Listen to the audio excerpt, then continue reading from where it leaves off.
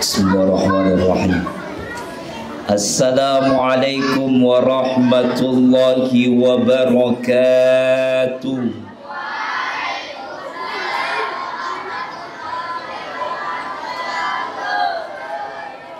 Alhamdulillahilladzi awsala al-muqbilina bifadlil maratibil aliyah wa ballaghahum bi barakatihi nabiy wa kullu umniyah wa sallallahu wa sallama ala habibina Muhammadil ibadis salih al-qa'im bima istata'a al-haqq ar-rububiyyah wa ala alihi wa ashabihi khairil bariyah. Ashhadu an la ilaha illallah wahdahu la syarika lah wa ashhadu anna sayyidana wa habibana wa syafi'ana wa maulana Muhammadan sallallahu alaihi wasallam wa sahibul akhlaqis saniyah alladhi la nabiyya ba'da amma ba'du.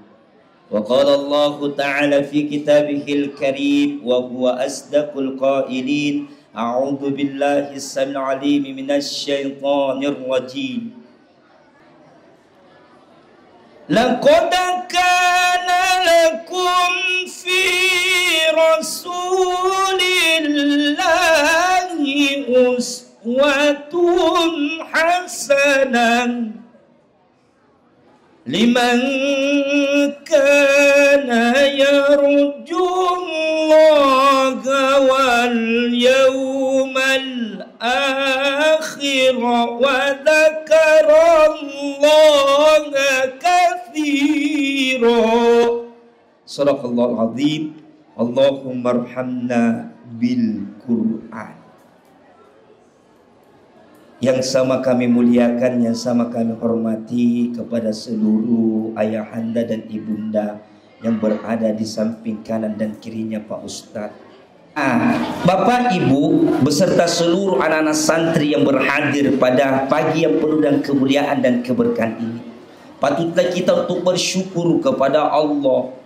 Salah satu nikmat yang terbesar yang Allah Ta'ala titipkan dalam kehidupan kita, yakni dijadikannya kita sebagai umatnya Rasulullah sallallahu alaihi wasallam.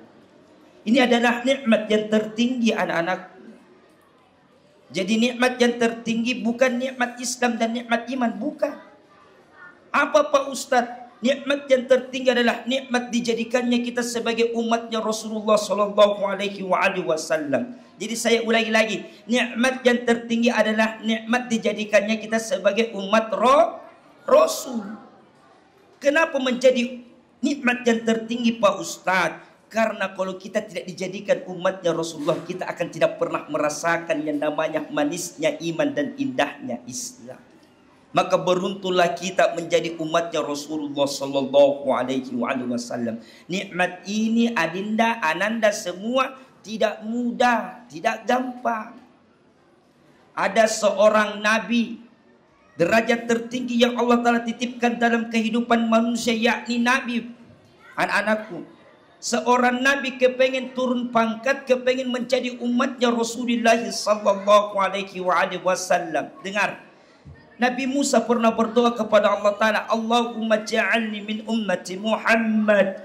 Ya Allah, jadikanlah saya ini Musa sebagai umatnya Muhammad. Kenapa Nabi Musa dalam keadaan berdoa? Pernah suatu ketika Nabi Musa dalam keadaan berjalan-jalan, berkeliling melihat daripada umatnya Nabiullah Musa. Apa yang terjadi anak-anakku? Ternyata umat Nabiullah Musa dalam keadaan sujud selama 40 hari 40 malam. Sujudnya Nabiullah Musa, umatnya sujudnya, solatnya mereka sujud selama 40 hari 40 malam. Jadi beda solat tak dengan umatnya Nabiullah Musa dengan umatnya Nabi Muhammad. Ya. Minta maaf Bunda Di, karena anak-anak di depanku jadi ceramah anak-anak kasih iya. Untuk yang di TK ya tadi ternyata mau tampil, itulah susahnya jadi guru TK. Itulah sebabnya Ustadz, kenapa guru TK itu saya perempuan, saya ibu-ibu, tidak ada laki-laki. Karena kenapa? Karena memang perempuan itu Allah Ta'ala bekali kepada perempuan itu 9 perasaan, 1 akal. Ya, kalau laki-laki tosen 9 akal, 1 perasaan. Makanya perempuan yang mesti wajib menjadi guru TK karena tidak ada laki-laki. Kalau kita yang sudah SD, SMP, SMA bahkan biasa rata, ya. Makanya anak-anakku dengarkan ini. Apa ini? Cek 1 2. Dengarkan. Apa yang terjadi ketika sujudnya umatnya Nabiullah Musa? Yang terjadi, Nabiullah Musa bergumam berkata kepada Allah Ta'ala, karena Musa kan bisa berbicara langsung kepada Allah. Wa kallamallahu Musa taklima. Inilah Musa ini kalimatullah, mampu bisa berbicara langsung bersama Allah Ta'ala. Kata Musa kepada Allah Ta'ala, ya Allah, lihatlah dialah hambaku ya Allah. Supaya tak bangkai. Ya Allah, lihatlah dialah hamba ya Allah, seorang umat ya Allah, umat yang terbaik yang pernah engkau utus di persadap muka bumi ini ya Allah, mengalahkan umat-umat yang lain ya Allah. Dialah umatku yang terbaik ya Allah. Mereka sujud 40 hari 40 malam ya Allah, tanpa pernah meninggalkan daripada ibadahnya, tanpa pernah meninggalkan daripada rutinitasnya ya Allah. Mereka rela meninggalkan pekerjaannya, cuman apa? Sujud di hadapanmu. Allah Ta'ala dengar ketika Nabi Musa berkata seperti itu. Maka apa kata Allah Ta'ala kepada Jibril? Jibril turun kepada Musa, tanya kepada Musa, sampaikan kepada Musa penyampaianku. Maka turunlah Jibril kepada Musa. Apa kata Jibril? Wahai Musa, jangan engkau berbangga melihat daripada umatmu yang dalam keadaan sujud terus menerus. Engkau mengatakan umatmu yang terbaik. Dengarkan wahai Musa, kata Jibril. Dengar Musa, dengar Musa, didengar. Apa kata Jibril? Wahai Musa, ketahuilah ada nanti golongan umat di akhir zaman. Ada umat akhir zaman nanti yang mereka tidak pernah sehidup sezaman dengan nabinya. Ada umat akhir zaman yang nanti tidak pernah melihat wajah langsung daripada nabinya, tidak pernah hidup bersama dengan nabinya, akan tetapi mereka mencintai nabinya, taat kepada Allah Ta'ala. Musa, tak kala umat akhir zaman tersebut melaksanakan sholat sunnah 2 rakaat, mampu mengalahkan seluruh sujudnya umatmu selama 40 hari 40 malam. Siapakah yang dikatakan oleh Jibril, anak-anakku? Ternyata kita semua adalah umat akhir zaman tersebut. Solatnya kita solat sunnah 2 rakaat tak mampu mengalahkan daripada sujudnya umatnya Nabi Musa alaihi salatu wassalam. Maka tak kala Nabi Musa mendengarkan perkataan Jibril, maka Musa berdoa kepada Allah Ta'ala, Allahumma ja'alni min ummati Muhammad. Ya Allah, jadikan saya Musa sebagai umatnya Muhammad. Akan tetapi la yataqabbalallahu illa du'a. Allah Ta'ala tidak mengabulkan doanya Nabi Musa. Maka bersyukurlah kita. Kita menjadi umat yang terbaik, khairu ummah. Maka kitalah umat yang terbaik, umat akhir zaman, umat yang begitu terpuji. Karena apa? Karena kita dijadikan umatnya Rasulullah sallallahu alaihi wasallam. Lantas Pak Ustadz, bagaimana cara kami untuk mensyukuri nikmat tersebut? Maka cara kita dalam keadaan hidup ini mampu terus meneladani kehidupan Rasulullah. Dan salah satu bukti kecintaan kita kepada Nabi, banyak bersolawat, banyak bersolawat. Sallallahu ala Muhammad, sallallahu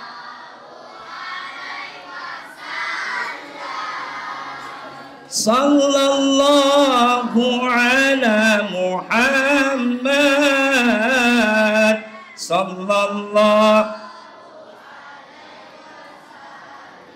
Tahukah kalian anak-anakku siapa orang yang paling sombong hidup di muka bumi ini?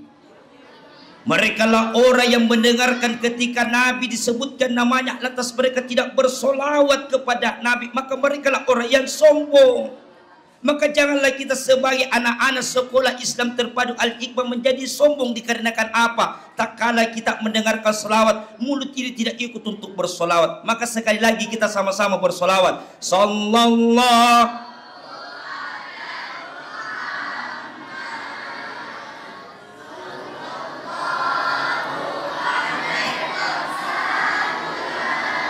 Sallallahu ala Muhammad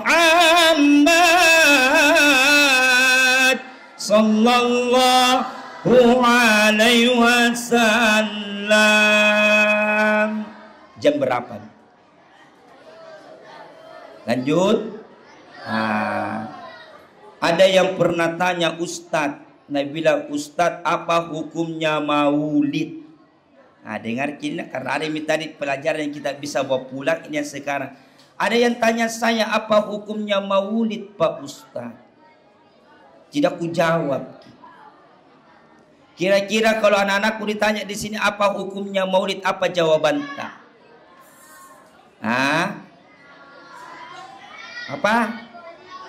Apa? Dengarkan baik-baik apa hukumnya maulid. Saya ditanya seperti itu, maka saya menjawab apa hukumnya mie goreng, apa hukumnya bakso, apa hukumnya mie gacoan. Menurut ada anakku semua nak, kalau bakso apa hukumnya? Kan cuma kanan kan cuma dua, haram atau halal. Kalau bakso yang kita makan haram atau halal? Halal atau haram? Nabi bilang harla. Haram dan halal. Kalau bakso, mie gacor, nasi goreng kita makan, kalau kita mengatakan halal, tergantung campurannya itu bakso. Kalau campurannya normal, maka insya Allah menjadi halal dan thayyibah, menjadi halal dan baik kita konsumsi. Tapi kalau campurannya lain-lain anak-anakku, maka menjadi haram kita konsumsi. Bisa jadi menjadi penyakit dalam tubuh ini. Sama halnya apa yang kita lakukan pada hari ini, peringatan Maulidur Rasul sallallahu alaihi wasallam. Apa yang terdapat di dalamnya? Ternyata anak-anakku di dalamnya mengandung pujian kepada Allah, mengandung cinta kita kepada Allah Ta'ala dengan cara bersalawat kepada Nabi Muhammad sallallahu alaihi wasallam. Terjadi silaturahmi antara guru dengan beberapa orang tua, bahkan antara murid dengan ustaz-ustaz yang lain. Maka insya Allah apa yang kita lakukan pada siang hari ini maka menjadi rahmat beserta kasih sayang kepada kita semua, wabil khusus kepada sekolah Islam terpadu Al-Hikmah. Apa? Dengarkan lagi, dengarkan. Terkait hal ini anak-anakku nak, maka ulama mengatakan kenapa kita mesti memperingati maulid. Seorang ulama mufti Makkah yang bernama Syekh Muhammad Alwi Al-Maliki Al-Hasani. Siapa namanya?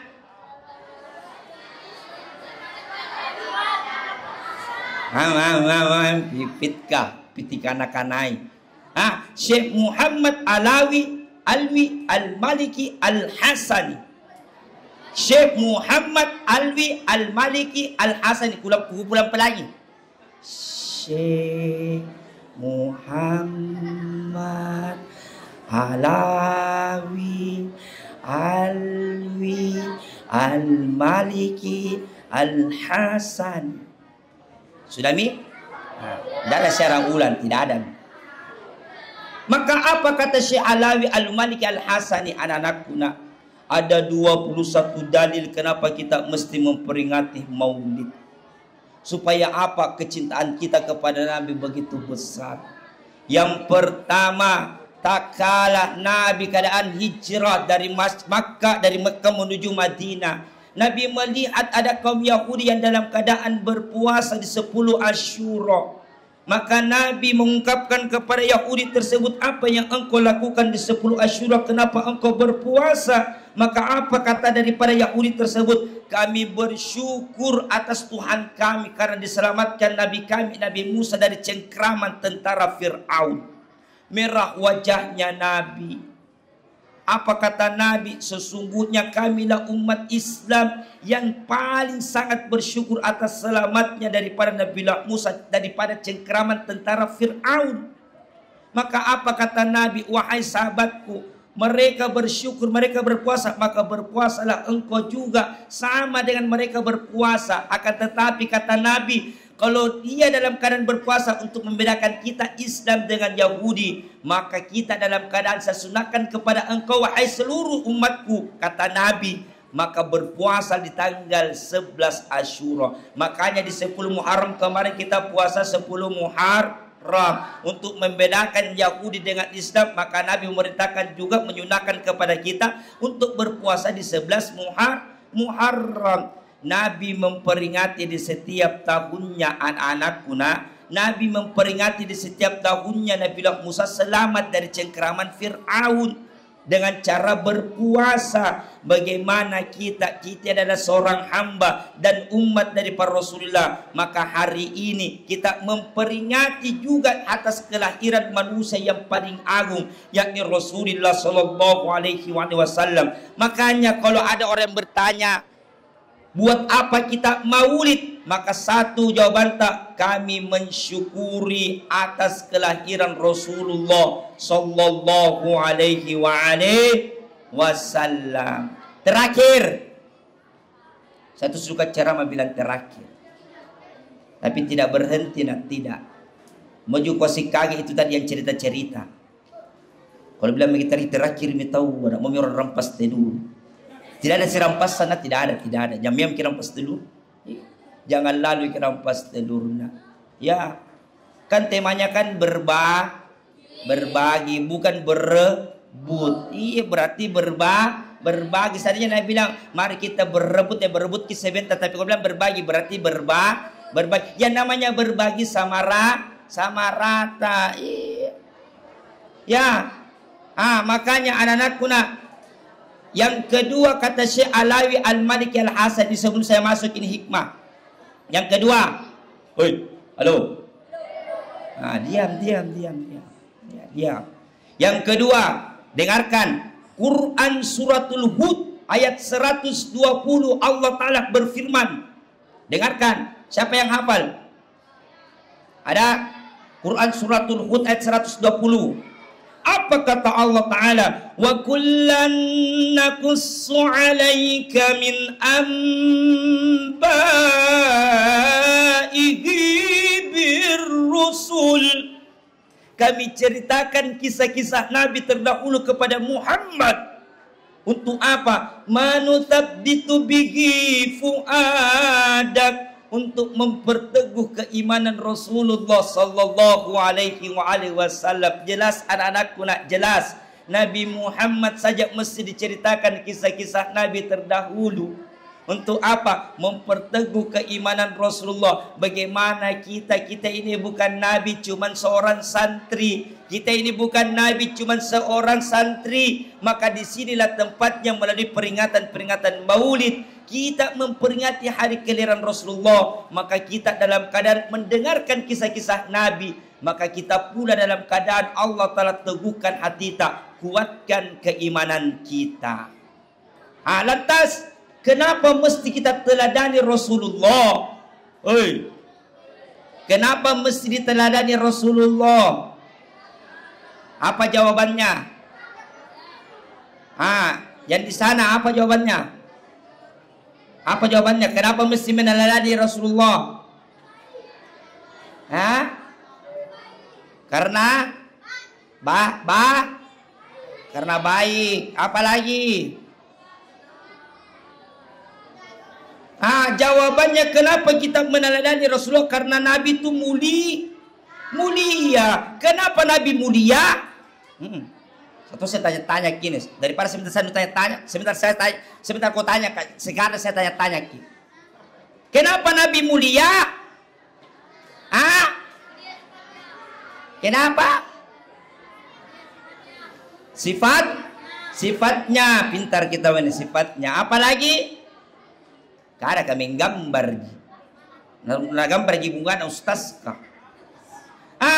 Mulia Nabi. Kenapa Nabi mulia? Karena akhlaknya Nabi yang begitu terpuji.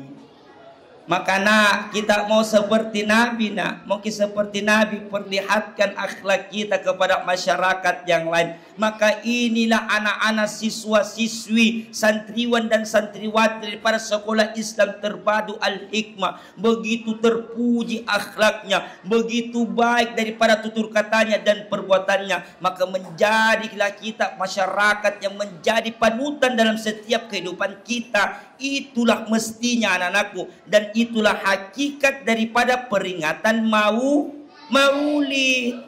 Kenapa kita mesti memperingati? Karena kita dalam keadaan bersyukur karena dijadikan umatnya Rasulullah. Kenapa Nabi itu mesti diikuti? Karena Nabi itu mulia. Kenapa Nabi mulia? Karena Nabi mempunyai akhlakul karimah, akhlak yang terpuji. Makanya yang dikatakan tadi sama Ibu Haji, ya, sama Bunda Haji, innama bu'ithu utammima makarimal akhlaq. Sesungguhnya kata Nabi, saya diutus di persada bumi ini untuk apa? Menyempurnakan akhlak. Karena memang anak-anak punah akhlak dulu baru ilmu. Akhlak dulu baru ilmu. Minta maaf. Di Indonesia terlalu banyak orang yang berilmu. Terlalu banyak orang yang berilmu di Indonesia. Nah, justru kita kekurangan orang-orang yang tidak beradab dan orang-orang yang tidak berakhlak. Makanya kita yang sekolah di sekolah Islam terpadu Al-Hikmah ini, beruntunglah kita karena kita dipilih oleh Allah Ta'ala untuk masuk di sekolah ini. Nah, untuk mendapatkan apa? Selain kita mendapatkan pelajaran-pelajaran sekolah, dan yang terpenting kita juga mendapatkan pelajaran tentang akhlak. Salawat lagi satu kali. Ya Nabi salam. Ya Nabi salam alaika ya Rasul. Masih semangat. Mana semangatnya?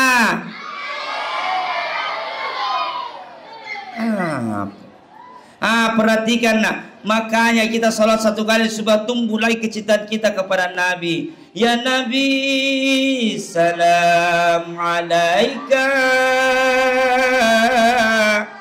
ya Rasul salam alaika ya Habib salam alaika salawatullah alaika. Inilah bentuk akhlak terpujinya Nabi.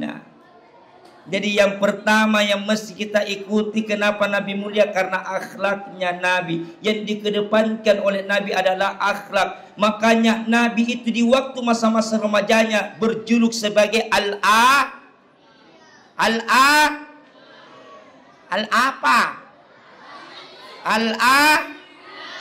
Al-Amin, yang terpercaya. Makanya kita semua ini murid-murid, santriwan dan santriwati Al-Hikmah mampu menjadi al-amin di kehidupan masyarakat kita. Kita yang dipercaya.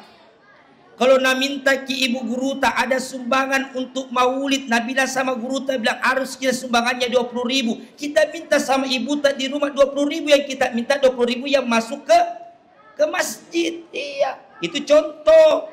Seumpamanya, contohnya. Jangan seperti sekolah-sekolah di Thailand. Yang di Thailand ini, di Thailand bukan Indonesia. Ditanya minta 20.000, yang masuk ke rumah pergi di orang tuanya minta 20.000, sampai di sekolahnya 5.000 yang kasih masuk. Bukan al-amin. Al-amin itu terpercaya. Maka 4 sifatnya Nabi, anak-anak, 4 sifatnya Nabi ini yang pertama, ini sebenarnya 5. Yang pertama al-amin di waktu remajanya. Tak kalah hidupnya Nabi ada sifat 4 utama daripada Nabi, dan insya Allah mesti kita juga miliki. Yang pertama Fatoh.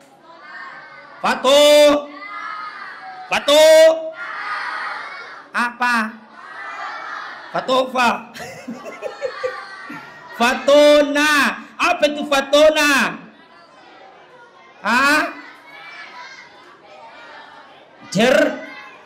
Cerdas. Beda pintar, beda cerdas. Kalau orang cerdas sudah berarti pintar. Kalau orang pintar belum tentu cerdas. Makanya mesti kita miliki di sifat Fatona. Apa itu Fatona? cerdas. Kedua, sifatnya Nabi itu siddiq. Apa itu siddiq? Jujur. Ya. Mesti kita juga miliki sifat jujur. Yang ketiga, sifatnya Nabi tabligh. Apa itu tabligh? Penyampai kebaikan. Ya, paling tidak kita watawasau bil haqqi, saling menebar kebaikan, menyampaikan kebaikan kepada orang. Ada teman yang malas-malas dalam keadaan belajar, kita sampaikan dia. Jangan kita malas belajar karena waktu itu sekarang belajar. Jangan kita yang kompor-kompori. Malas kau belajar saja ikut-ikut tomak malas belajar. Oh jangan. Seorang tabligh itu penyampai, maka kita juga punya sifat sebagai sekolah Islam terpadu al-hikmah, mesti memiliki sifat yang namanya tabligh. Yang keempat, apa sifatnya Nabi? Amanah. Apa itu amanah? Dapat dipercaya. Kalau dia ngomong dipercaya. Kalau dia berjanji pasti dia dalam keadaan tepati. Itu orang amanah. Makanya menjadi 4 sifat, 4 pilar Nabi ini, sifatnya Nabi mesti kita miliki juga dalam kehidupan kita sehari-hari. Terakhir betul minat, terakhir mi betul kah? Halo. Dengarkan baik-baik. Dalam Quran suratul Isra Allah Ta'ala berfirman, wa qadha rabbuka alla ta'budu illa iyyak wa bil walidaini ihsana. Wa qadha rabbuka alla ta'budu illa iyyak. Apa kata Allah Ta'ala? Wahai hamba-hambaku, maka engkau dalam keadaan sembahlah aku dan bentuk penyembahanmu, maka perbaiki hubunganmu kepada kedua orang tuamu. Anak-anakku nak, mau ki cerdas, mau ki fatanah, mau ki tabligh, mau ki yang namanya jujur. Anak-anakku semua 4 sifatnya Nabi. Apa kuncinya? Perbaiki hubungan kita kepada Allah Ta'ala. Setelah itu perbaiki hubungan kita kepada kedua orang tua. Iya. Tidak akan orang menjadi berhasil kalau mereka patotoai sama orang tuanya. Ya, pengganti orang tua di rumah anak-anakku ketika berada di sekolah, semua guru-guru tak minta maaf demi Allah. Tidak akan menjadi Ustadz Haidir sekarang ini kalau saya begitu suka membangkang kepada orang tuaku. Seandainya saya membangkang sama orang tua, maka Allah tidak menjadikan kita sebagai seorang ustaz. Makanya anak-anakku nak lihat guru-guru tak, lihat semua guru-guru tak, lihat mereka itu orang-orang yang berbakti kepada kedua orang tuanya. Tak kala berada di sekolah mendengarkan perkataan guru-gurunya, sampai ke rumahnya mendengarkan perkataan daripada orang tuanya. Demi Allah, ilmu ini akan terhalang kalau kita tidak mendengarkan perintah orang tua di rumah dan perintah orang tua tak di sekolah, yakni guru-guru tak. Maka terhalang keberkahan dalam hidup kita. Kalau ada anak yang durhaka sampai-sampai dalam keadaan mereka membangkang, bahkan mereka tidak mendengarkan apa perkataan orang tuanya di rumah, bahkan perkataan orang tuanya yang berada di sekolah, yakni guru-gurunya. Makanya anak-anakku nak, inilah yang mesti kita jalankan dalam kehidupan kita. Kita ini sebagai khairu ummah, umat yang terbaik daripada antara umat yang lainnya. Maka kita dijadikan sebagai umatnya Rasulullah. Salah satu bentuk kecintaan kita kepada Nabi, maka teruslah kita belajar untuk memperbaiki diri kita, mengikuti sunnahnya Nabi, dan terus dalam hidup kita istiqomah dalam keadaan kebaikan. Kebaikannya seperti apa? Berbakti kepada kedua orang tua tak, yakni guru-guru kita ketika berada di sekolah, dan berbakti kepada kedua orang tua kita ketika kita pulang dari sekolah, yakni di rumah kita. Terakhir tojeng mak. Tojeng. Sebelum saya tutup, ada yang mau bertanya? Yang mana?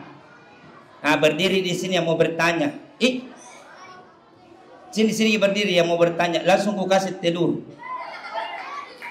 Iya. Atau yang mau bertanya, siapa lagi? Langsung ku kasih emberku. Ambil mi kau nak, yang mau nanti si bertanya, ambil mi. Bawa kau pergi di mobilku. Siapa yang mau bertanya? Sini Ki. Nggak tanya jawab ini, buat jadi tanya jawab ya. Apa pertanyaannya nak? Kenapa telur merah itu? Kenapa pada saat acara Maulid ada telur merah? Bagaimana sejarahnya? Begitu nak. Ternyata bukan tema yang tanyakan, telur tanyakan. Kenapa telur ke warna merah? Karena warna merah pipinya itu merah-merah semua ustazah. Kenapa merah? Ya, kenapa mesti telurnya merah? Ternyata warna ungu, bukan merah. Sejarahnya seperti ini. Dengarkan. Ada syair yang mengatakan, ketika Nabi dalam keadaan terlahir, maka gembiralah seluruh semesta alam. Semesta alam bergembira. Fi maulidihi Aisyatu wa Maryam. Bahkan Siti Aminah ketika melahirkan Rasulullah, maka saking gembiranya ya daripada Siti Aminah, maka gembira pula Siti Maryam ibunda Isa alaihi salatu wassalam. Asia istrinya Fir'aun mendampingi Aminah ketika melahirkannya Rasulullah SAW. Dan tak kala Rasulullah dalam keadaan lahirnya anak-anaknya, begitu bergembira semua makhluk pada saat itu. Maka itulah simbolis daripada kenapa mesti ada telur di warna-warni. Maka inilah bentuk kegembiraan kita kelahirannya Nabi. Yang penting jangan bertanya kenapa mesti telur. Iya, bisa tonji tahun depan mandike. Saya mangkah. Kenapa mesti telur nak? Telur itu bermanfaat bagi kita semua. Ya, masih ada. Sini kita, sini Ki. Jadi catat kita Ustaz, siapa yang bertanya? Namanya siapa ya? Sini Ki. Muhammad Faisul. Muhammad Faisul. Ya, apa pertanyaan nak?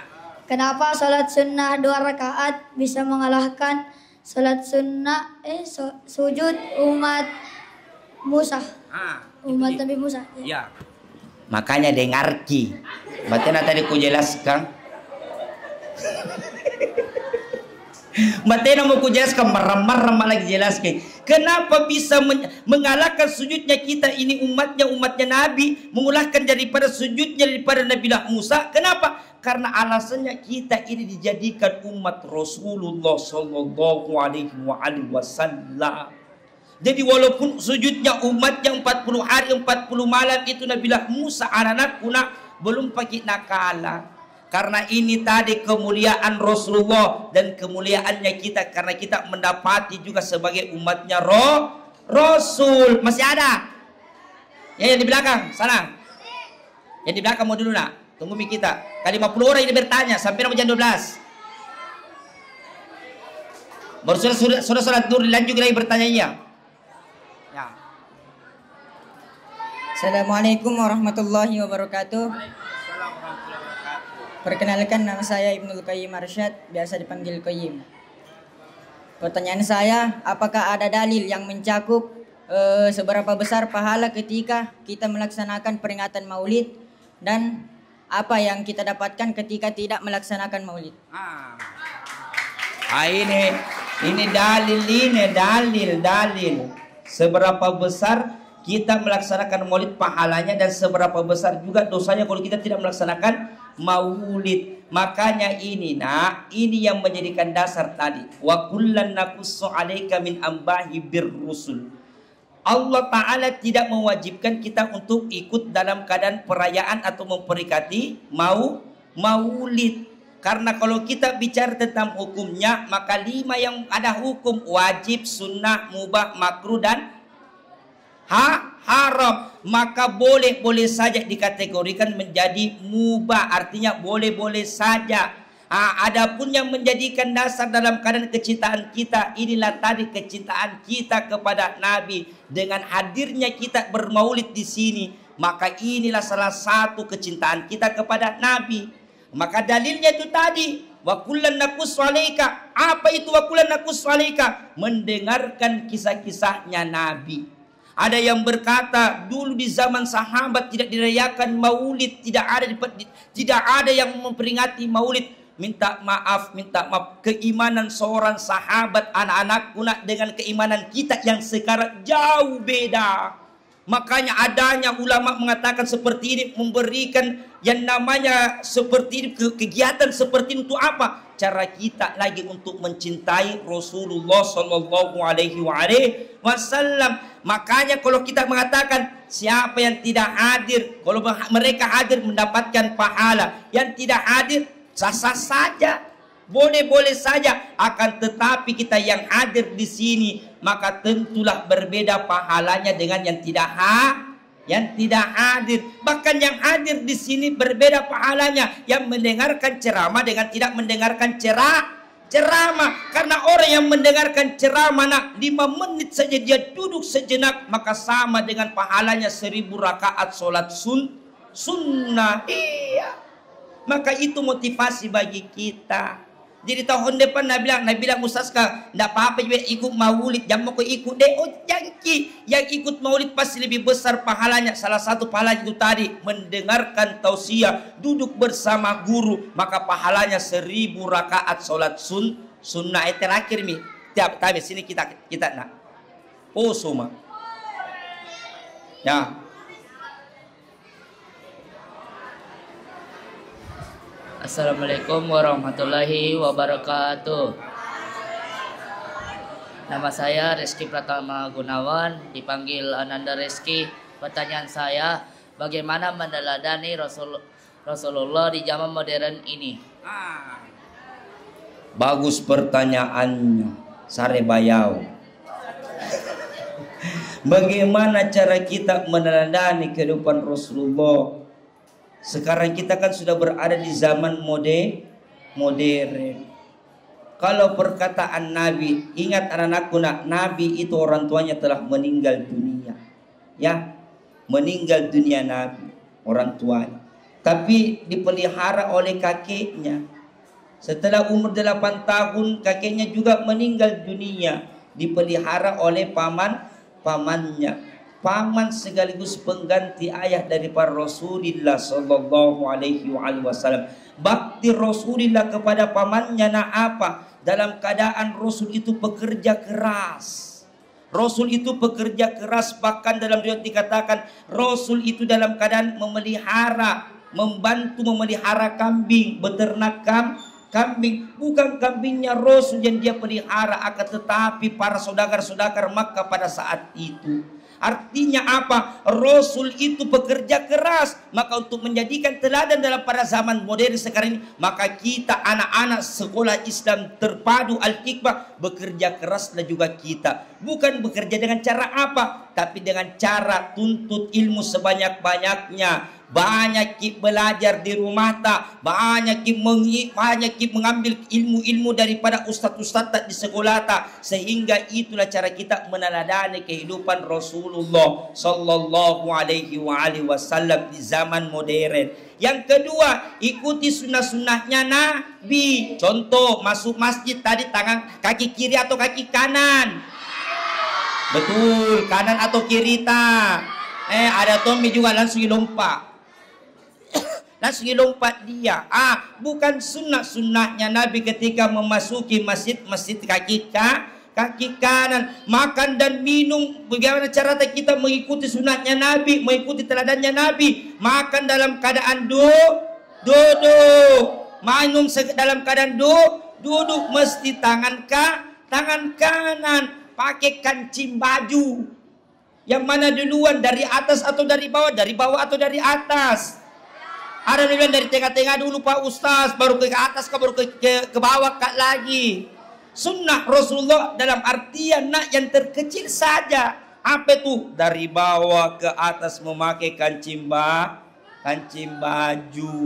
Ya, kenapa kalau bukan dari atas ke bawah Pak Ustaz? Kalau dari bawah ke atas karena kerapiannya lebih rapi seperti itu. Itu sunnah-sunnahnya saja.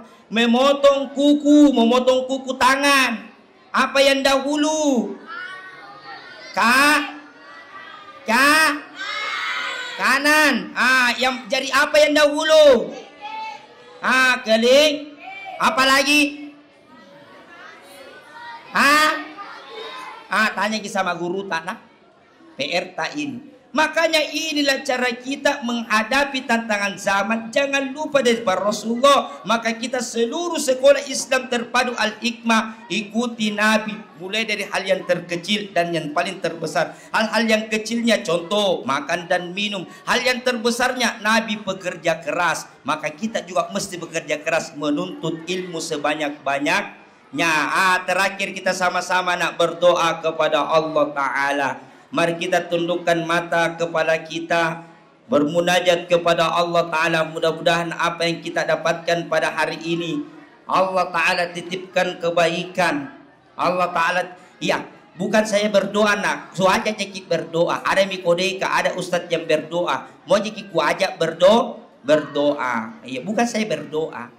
Sebelum kita berdoa nak, maka tenangkan diri kita, Kita berdoa kepada Allah Ta'ala, mudah-mudahan apa yang kita dapatkan pada siang hari ini bukan hal yang sia-sia di sisi Allah Ta'ala, akan tetapi menjadi keberkahan dalam hidup kita dan menjadi nilai-nilai pahala di sisi Allah Subhanahu wa Ta'ala. Dan insya Allah kehadiran kita bermaulid, maka Allah Ta'ala titipkan pula apa keberkahan, dicerdaskanlah kita dan mampulah kita juga untuk mengikuti sunnah-sunnah dari para Rasulullah sallallahu alaihi wasallam. Demikian apa yang saya sampaikan. Sebentar disampaikan doa daripada salah satu ustadz yang berada di sini Maka apa yang saya sampaikan insya Allah bisa bermanfaat bagi pribadi dan kepada seluruh anak-anakku. Akhirul kalam, wallahul muwaffiq ila aqwamit thoriq. Assalamualaikum warahmatullahi wabarakatuh.